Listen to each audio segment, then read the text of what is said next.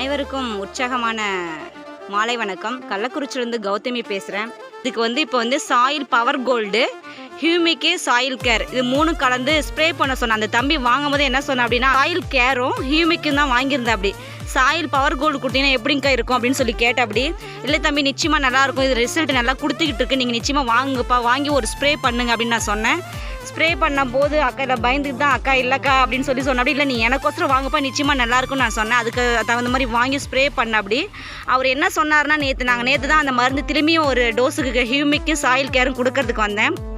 அப்போ என்ன சொன்னேன் அப்படின்னா, இந்த சாயில் பவர் கோல்டு ஸ்ப்ரே அடித்த உடனேங்க்கா இலை பெருசு, நீங்களே பாருங்கள், இலை லீஃப் நல்லா அகலமாக இருக்குங்க்கா. அதுவும் இல்லாத அடியிலிருந்தே கருப்பாக வருது, நல்லா இருக்குங்க்கா, இந்த மருந்து நல்லா இருக்குது நிச்சயமா அப்படின்னு சொல்லி சொன்னார். நிச்சயமாக என்ரூட்ஸ் பொருள் அனைத்துமே கோல்டு தான்.